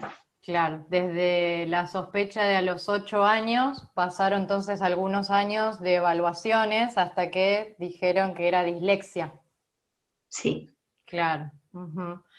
Y bien, y cuando te dieron el diagnóstico, digamos, con el nombre de dislexia. ¿Cómo fue para vos a nivel quizás emocional, o si te afectó en lo escolar, tener este Y, diagnóstico? yo al principio pensé que era muy grave, pero después me dijeron que no, que era muy común, o sea, que mucha gente lo tiene. Y nada, yo al principio sentía que era muy grave y en el colegio después me cambió todo, porque era todo más fácil, que te adecuan las cosas, adecuan, Claro. perdón. Ujú. Claro, te diste Entonces cuenta que para te mí era mucho ayudó. más fácil, sí, pero a mí me daba cosita contarles a mis amigos. Y nada, yo me acuerdo una vez, estaba en el colegio y cuando nos dan las pruebas, yo la doy vuelta y miro al de mi compañero y no, tenía todo distinto a yo. Entonces yo dije, para que no se dé cuenta, lo tapé. Pero después me di cuenta que no hay que cubrir las cosas. No Ujú. importa, si te quieren, te van a querer por lo que sos y no por lo que quieren que seas. Bien, y ahora, ¿en qué año estás ahora, Sofi? Ahora yo estoy en primer año, en secundaria. Primer año de secundaria. Y ahora lo podés, digamos, podés hablar de tu diagnóstico sin problema, ¿crees que te ayuda decirlo? Y más o menos porque yo me cambié de colegio y ahora, no sé, vino la cuarentena, vino todo, entonces Claro. no pude hablar con nadie, solamente con mi mejor amiga que me junto. Ujú. Bien, bien, bien. Y pensando en la edad en la que fue tu diagnóstico, digamos, hubo como esa sospecha en tercer grado, después pasaron muchos años. ¿Te parece que si ese diagnóstico con el nombre de dislexia hubiera sido más temprano, o ahí cuando esa maestra lo detectó en el aula, te hubiera ayudado algo en esos primeros años de primaria o incluso antes de tercer grado? ¿Te hubiera Y cambiado en no sé, algo? porque en primer grado me acuerdo que era fácil para mí, Ujú, pero después en tercer grado empezaron a venir inconvenientes y que no llegaba a copiar a tiempo y lo borraban o pasaban ujú. esas cosas. Y yo cuando no llegaba me quedaba por la mitad. Y ahí fue cuando la profesora se empezó a dar cuenta que tenía sospechas. Claro, claro. Bien. Bien, entonces, claro, a partir de tercer grado. Y en ese tiempo, cuarto, quinto, hasta que dieron con el diagnóstico, ¿cómo fue? ¿Te acordás? O sea, ¿hubiera sido mejor tener ese diagnóstico ahí? ¿Te pudieron ayudar Y igual? no ¿Cómo sé, fue? porque yo no sabía nada. Claro. O sea, me lo dijeron después, me enteré cuando Ujú, ya tenía. claro. Pero para mí era difícil, sí, era difícil. Pero después te ayudan. Si no entendés algo, te ayudan. Ujú, Entonces, igual siempre, cuando no entendés algo, le tenés que preguntar a la maestra, aunque ujú. no seas disléxico. Tal cual, totalmente. Bien, buenísimo. ¿Algo más que me quieras comentar así sobre quizás algunas dificultades que tenías o cómo fuiste venciendo esas dificultades? Eh, Y Algo que si quieras pongo comentar. venciendo no diría, pero Ujú, porque yo sigo teniendo como dificultades, no sé, para leer o para escribir, pero fui practicando y cada vez me sale mejor. Me terminé un libro en una semana, así que, qué genia. Bien, eso es practicar, ¿no? Y seguir ejercitándote. claro. Buenísimo. Bueno, ¿algo más que quieras decirnos a todos? ¿Algún- Ah, sí, que aunque tengas dislexia o otra cosa, los sueños se pueden alcanzar. Si querés ser músico, hacelo. Si querés ser actriz, hacelo. Si querés ser, no sé, doctora, hacelo, no importa. Genial. Gracias, Sofi. Muchas gracias por tu tiempo y por lo que nos comentás. Chao. Chao, chao. Bueno, Sofi ahí comentaba el que había leído un libro en una semana. Ese fue nuestro primer año de tratamiento, 2020. ella venía de otros tratamientos con otros profesionales. El año pasado tuvo su alta del tratamiento de psicopedagogía, porque ya podía, a ver, estábamos en secundaria, ¿no? Ya nos trabajábamos lo que tenía que ver con decodificación o fluidez, estábamos con temas más, como hablábamos en las alertas de secundaria, más de ortografía, de fluidez lectora, de comprensión, de memoria verbal, bueno, todas estas cuestiones. Y de generar autonomía estando en secundaria para el estudio. Y bueno, realmente se vieron muchos avances y terminó, bueno, el año pasado dimos el alta con seguimiento, este año comenzó el nuevo año súper bien, justo hace poquito le escribí y estaba recontenta porque tenía todas las materias aprobadas, bueno, venía súper bien. Pero bueno, fíjense, acá también quería compartirles la importancia de este proceso de detección que empezó quizás a los 8 años, después al llegar al diagnóstico capaz pasa tiempo por diferentes motivos, o porque cambió de profesionales, o porque, bueno, es lo que pasó. Pero bueno, en tercero habíamos hablado, bueno, ya no estamos dentro de una intervención temprana, ¿no? Pero fíjense que a veces pasa esto, ella decía, en primer grado no me costaba, porque podía leer y después empezó a aumentar el contenido, tercero, entonces es ahí donde lo que pasaba era la fluidez lectora.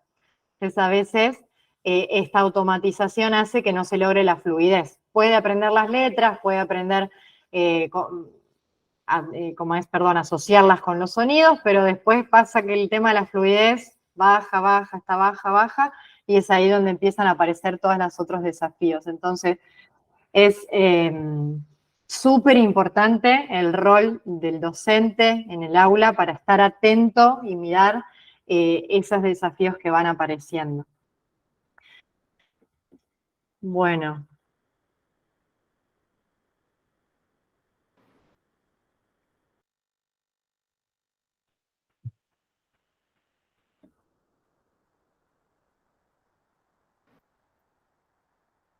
Bueno, tenemos algunas consultas, Joa. Te voy a Sí. leer la primera. Tabla de lectura de palabras. ¿Aplica para nivel inicial con nominación de objetos? La cantidad, la tabla de velocidad será. Yo No. creo que sí. No es lo mismo. La tabla era de palabras por minuto a partir de primer grado. Con objetos no es la misma, no es la misma cantidad, perdón. Claro. Otra consulta. Si el niño no identifica los números del 1 al 10 y tiene 8 años, ¿se puede relacionar o sospechar con respecto a la dislexia? La verdad, con 8 años los números ya los tendría que saber más de ahí. No sé si podría ser muchos cuadros. Hay que evaluar lo que tiene que ver con toda su capacidad intelectual general primero para ver por qué no está adquiriendo, si es solo eso puntual o hay otros desafíos que están apareciendo ahí en lo escolar. Por eso siempre ahí con esa... Claro, ver qué otros con indicadores, esto, ¿no? Sí, y derivar igual, porque hay algo que está ahí afectando este aprendizaje. No es lo típico que no lo sepa todavía. Puede o no estar en un cuadro de dislexia. Claro, sí. Algo que remarcaste durante tu charla, pero quizás lo podés ampliar porque también creo que es un tema bastante polémico, ¿no? El tema de la letra, imprenta, cursiva, ¿no? El comentario que hacían es, ¿el niño con dislexia escribe generalmente en imprenta? Este tipo de letra le ayuda. Estoy hablando del segundo ciclo. Imprentas, calculo que es mayúscula. Sí. En realidad, como decía hoy, lo ayuda hasta el punto en el que esté alfabetizado. Cuando ya puede leer una oración de forma fluida es que no tenga que hacer la casa, esto no es fluido, ¿no? Ahí está leyendo de forma silábica. Si yo veo la palabra y digo la casa es, eso es fluido. Si yo logro leer eso fluido, tengo que pasar a la minúscula, porque la minúscula, la imprenta minúscula, por lo menos en la enseñanza, quizás el niño con dislexia tienda a escribir solo con mayúscula, porque es la más fácil como de escribir. Pero en la enseñanza, el estímulo, presentárselo con imprenta minúscula, justamente porque es mejor para el reconocimiento visual, por lo que decía hoy, de las que bajan, que suben del renglón, las formas redondeadas, inclusive el tamaño, bueno, esto es más de adecuaciones, pero el tamaño en primario, cuando está aprendiendo a leer y escribir, 14, 16, el tamaño cuando hacemos cuestiones tipeadas, con alineación a la izquierda, no justificado, que es lo que más usamos. La alineación a la izquierda es lo mejor para la lectura fluida porque entre las palabras tienen menos espacio entre sí. El interlineado 1,5, todo esto que, digamos, como que ayuda al tema de la letra cuando ya esté alfabetizado y pueda leer en minúscula. Lo que suelen hacer los niños con dislexia también es mezclar mayúscula, minúscula cuando escriben y no logran como diferenciarlas. En un punto, esto se puede trabajar en forma externa, pero llega el momento en que, bueno, cuando acá hay que discriminar entre que sea funcional corregirlo o no, entre, bueno, me empecino en que el niño escriba solo en una letra, pero no puede, no logra diferenciarla. Entonces, pensemos, escribe con las dos letras mezcladas y es funcional, o sea, es fluido, escribe más rápido que estar pensando, sí, listo, dejémoslo que escriba así, porque está siendo funcional a su aprendizaje, ¿sí? Esto sumado en relación a las letras. Claro, tal cual, como poner en la balanza o priorizar, ¿no? Lo que sea funcional. Claro. Uh-huh. Otra consulta, ¿no? ¿Cómo puedo trabajar el tema de que reconoce las sílabas de familias, pero para poder leer hace todo el conteo de esa familia? Por ejemplo, mu comienza desde ma y así la puede identificar. Sí, claro, lo que pasa acá es que hay que trabajarlo previo. Toda la parte fonológica previa no logra manipularla mental. Claro, lo previo a la sílaba, que es lo que hablábamos, el sonido, porque si reconociera que la M es la M, podría unirla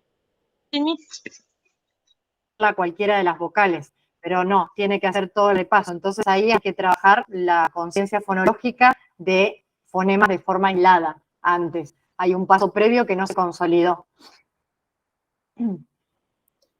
Excelente, o sea que reforzamos ahí un poquito el tema de la conciencia fonológica.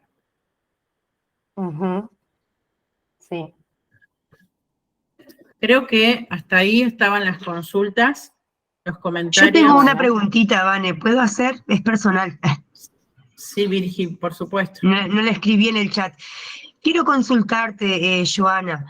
¿Se puede utilizar la lengua de señas como soporte o como complemento, por ejemplo, para aprender las letras o los números en los casos de dislexia cuando son muy complejos, que se les dificulta mucho superar eso o es complicarlos más? Sí, yo creo que es sumar otro código, justamente, porque la lengua de señas es todo otro código. Ajá. Y ellos tienen posibilidades de comunicación verbal y de escrita. Entonces, sumarles ese otro código, que está bien, tiene un apoyo visual, pero tienen que recordarlo y después es digamos, todo un código nuevo. Claro. Y no estamos trabajando con lo lectoescritor, que es lo que puede aprender, pero de forma distinta. ¿Y puede haber casos extremos en los que no adquieran la lectoescritura a pesar de los tratamientos y de las terapias y demás? ¿O sí lo logran en algún momento? Sí lo logran. Pueden haber casos severos de que esté, por ejemplo, en 5º o 6º grado y todavía no logra una lectura fluida, pero va en proceso, o sea, se alfabetizan. logran la Claro. alfabetización. Está Yo, por ejemplo, perfecto. tengo pacientes de que están ahora en 5º grado con una lectura silábica. Y hay muchas adecuaciones en el aula para que pueda aprender y aprende lo más bien, digamos, porque están las adecuaciones hechas. Perfecto, gracias. No, por favor. Otro comentario que aparece, ¿no? La lectura mecánica escribe con letra cursiva minúscula. ¿La distracción es algún factor? No entendí la pregunta. Perdón, a ver, ¿la puedo leer capaz?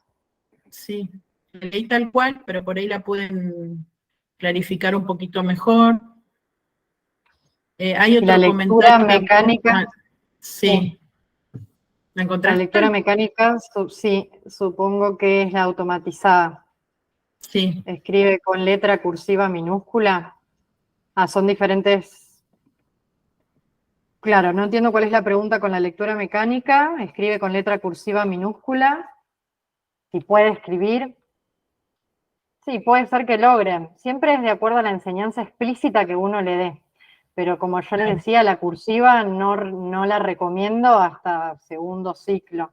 Y que sea, siempre pensar en la funcionalidad. Porque a veces la dislexia también está asociada a disgrafía, que es la dificultad para hacer letras, digamos, trazos, perdón, legibles.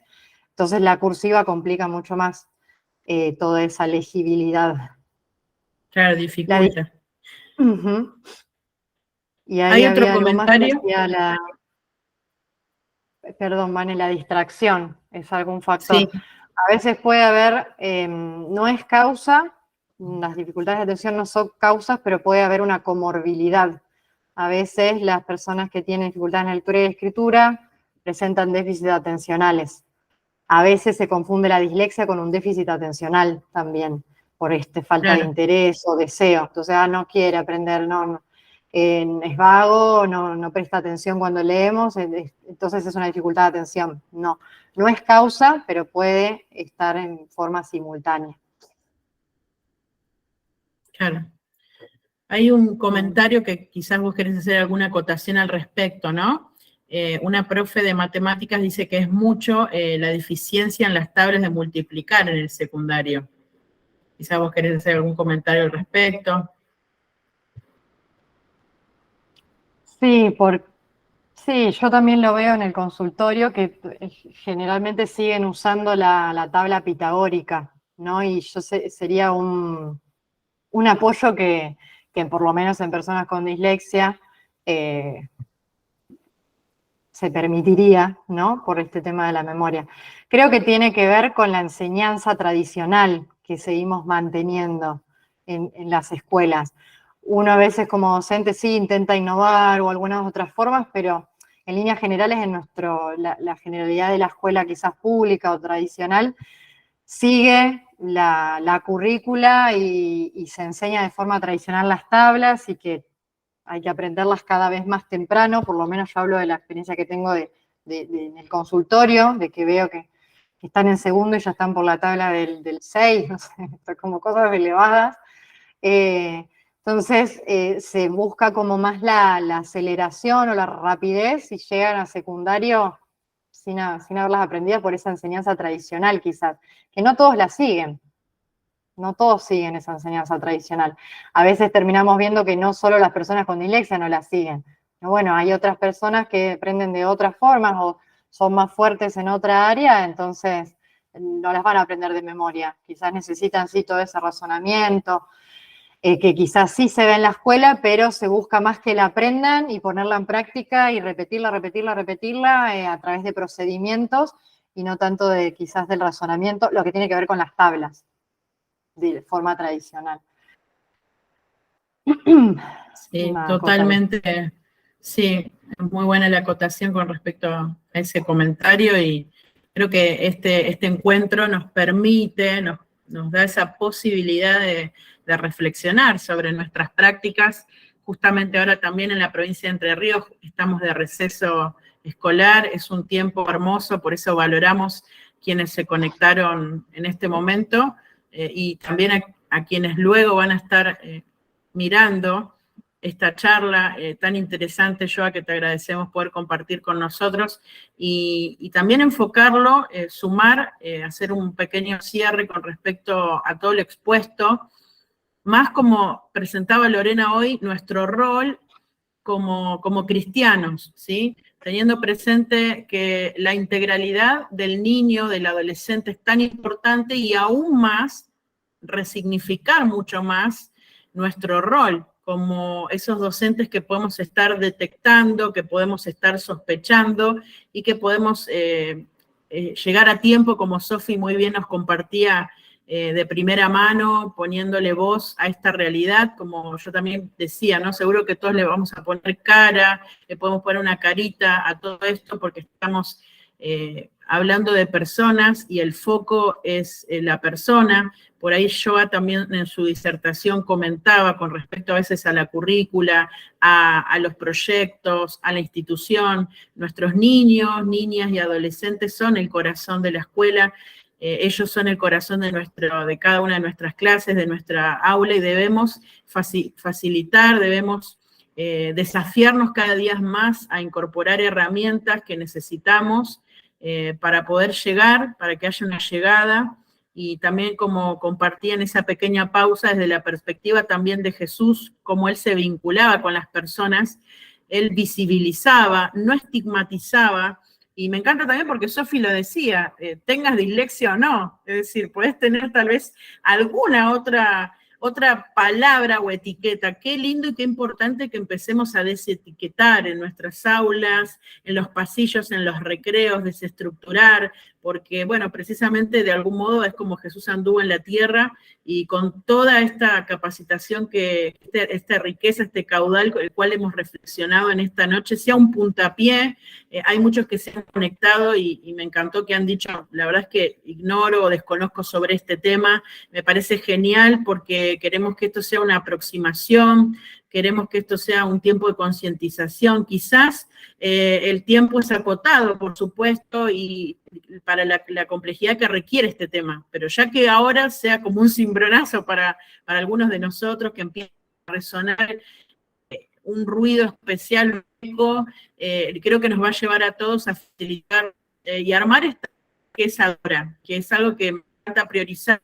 Si bien es una red de docentes, hay muchos psicopedagogos y psicopedagogas que se están sumando y esto me encanta porque entre todos podemos armar esta red con un objetivo principal, ¿no? Nuestros niños, niñas, adolescentes, para que ellos puedan tener un desarrollo integral en su mentalidad, en su creatividad, pero en su espiritualidad también. Entonces, y esto también porque hay muchos también que están allí involucrados en la docencia no formal, como le digo yo, que es esa aula de escuela bíblica, escuela dominical, que uno dice, bueno, ¿por qué vamos a separar sus capacidades y la espiritualidad? No, esto va integrado. Quizás vos sos una maestra o maestro de escuela bíblica, escuela dominical, tenés un discipulado. Bueno, también allí podés empezar a sospechar y a detectar y podés realmente ser un canal de bendición, ¿sí? Así que ya sea que estés desarrollando, desempeñándote en un lugar formal, como puede ser el nivel inicial, primario, secundario, también desde nuestras aulas en las congregaciones, qué importante. Creo que esto para mí es una de las claves del éxito, empezar a integrar, empezar a vincular, empezar a relacionar espíritu, alma y cuerpo, vamos hacia esa integralidad, como comenzamos con estos conversatorios la semana pasada con respecto a empezar a identificar, a detectar trastornos del espectro autista. Hoy nos focalizamos puntualmente en trastornos de dislexia, por ejemplo, y queremos hacer ese coronario para las semanas que siguen hacia la salud emocional. Joa lo comentaba en su charla, ¿no? ¿Cuántos niños, niñas, adolescentes que realmente son etiquetados de una forma, luchan con tantas ansiedades, con tantos miedos, con tantas frustraciones, y a veces quizás queremos priorizar en nuestra balanza que tienen que aprender o tener un conocimiento, ¿no? Tener información. Y es muy bueno y es necesario y pertinente, por supuesto, es la labor que nos convoca, pero no solamente estamos para informar, sino que también estamos para formar, para acompañar, para facilitar, Y la verdad que yo particularmente me encantó que pudieras compartir la reflexión de Sofi en primera persona, porque nos muestra esto, ¿no? La importancia. Creo que hoy se reforzó esa alarma. Si algunos ya la tenían, la verdad que les felicito y los animo a que sigamos difundiendo y compartiendo que esto es una realidad, ¿no? No porque porque ignoremos o porque la neguemos va a dejar de existir, que eso a veces pasa en muchas aulas, ¿no? Quiere dejar a un lado, bueno, yo tengo que avanzar porque tengo un plan que cumplir, tengo temas que cumplir, o algunos que tal vez están ahora conectados, están luchando con esta realidad porque la han reconocido, la han identificado, pero piensan están solos, solas, están aislados. Bueno, esto quiero decirte que no es así, somos parte de Adora, vos sos parte de Adora, sos parte de Docentes del Reino, esta red que se sigue ampliando con profesionales, con psicopedagogas que podemos ponernos entre todos al alcance, un montón de herramientas para facilitar esta realmente capacidad que Dios dio a cada uno, ¿no? Y como venimos compartiendo Efesios 2:10, somos hechura suya, somos diseño de Dios, aun como decía Joa, aunque esa persona quizás es reforzada en la educación formal, en la escuela, cuando sea adulta también le va a acompañar, es una condición neurobiológica, pero quizás, como decía ella, remarco, bueno, quizás no lea más o busque otras carreras, pero no deja de serlo. Por eso también es importante que entendamos esto, ¿sí? Que es una realidad de cada persona, es una hechura, somos hechura de Dios, y esa palabra en el original quiere decir que somos una obra maestra, y Él se manifiesta en esa multiforme gracia divina. Así que quiero tener este pequeño cierre en este momento para que podamos estar orando, porque realmente podamos entregar este tiempo en las manos del Señor, que Él está permitiendo esta capacidad que podemos tener de poder volvernos a Él, porque sé que hay muchos docentes que anhelaban este tiempo y Dios está poniendo estas herramientas tan valiosas en nuestras manos y Él activa esos dones y te va a estar renovando en este tiempo de receso. Él va a estar trayendo ideas, pensamientos nuevos, paradigmas nuevos en tu mente, para cuando vuelvas al aula vas a tener otra mirada, la mirada de Jesús, una mirada integral, una mirada compasiva, una mirada allí conectándote, porque a veces sé que podemos sentir esa frustración como profesionales en el aula y decir, bueno, no me puedo conectar, no logro conectarme con ella, con él, pero Dios te va a dar esa gracia especial para que puedas conectar, podamos construir puentes, y realmente ese es el formado del Evangelio de Jesucristo, eso es lo que vivimos, y para mí cada taller es buenas noticias, eso también es Evangelio. Así que vamos a darle gloria y vamos a darle gracias a Dios por este tiempo, esta capacitación. Padre de amor y de misericordia, te damos gracias enormemente en el nombre de Jesús, es que nos volvemos a ti, todo nuestro corazón, como hemos compartido en esta noche, en este encuentro, que el foco, el centro son nuestros niños, nuestras niñas, nuestros adolescentes, y queremos acompañarles en este proceso que van desarrollando su integralidad, lo que tú has depositado en cada una de sus vidas, que nosotros como profesionales, como docentes, psicopedagogos, allí en el aula, en una escuela, en el jardín, pero también en nuestras congregaciones, en escuelas bíblicas dominicales, realmente podamos en esta hora recibir una renovación de nuestro entendimiento, puedan caer paradigmas, tradiciones de años, de generaciones que a veces nos abrumaban y nos impedían percibir esta realidad. Te damos gracias por este tiempo de capacitación, de empoderamiento, en el cual tú también traes esas herramientas, que tú traes ahora la creatividad, tú activas dones en cada una de nuestras vidas para poder impartir en cada aula vida y en cada una de estas posibilidades, Señor, que tú quieres desarrollar a través de cada diagnóstico, como bien podemos hacerlo, formar esta red imparable en tu presencia para que se extienda el reino en cada aula a través de nuestras vidas. Señor, ayúdanos a conciliar esa vocación que arde en nuestro corazón con nuestro trabajo. Ayúdanos a unificar, a ser seres integrales, a que podamos ser coherentes, a que podamos seguir capacitándonos, seguir perfeccionándonos, seguir brindándote con excelencia lo mejor, para que puedas realmente brillar en cada vida y que podamos seguir tus pisadas y desestigmatizar y empezar a visibilizar en este tiempo, en cada una de las situaciones que nos toca enfrentar. Tu palabra nos dice que nos das espíritu de amor, de poder y de dominio propio, que has quitado toda cobardía, todo miedo. Aún te ruego por muchas maestras, maestros, que están allí tal vez sintiéndose limitados frente a esta realidad que tal vez desconocemos. Hoy entendemos que tenemos muchas herramientas a nuestro alcance que tú nos has dejado y que podemos realmente tomarlas en este tiempo y ser parte de esta red, que no estamos solos, que tu presencia va con nosotros a todo lugar y aún a través de cada profesional. Te damos gracias por la vida de Joa y en ella bendecimos a todos los psicopedagogos y psicopedagogas a lo largo y a lo ancho de nuestra nación, que realmente se instruyen y se preparan para que podamos ser, junto con los docentes, esa red y podamos extender tu amor y las buenas noticias a toda nuestra nación y aún a toda Latinoamérica. Te damos gracias, Jesús. Amén. Bueno, hermoso este tiempo que hemos compartido. Joa, te damos muchas gracias por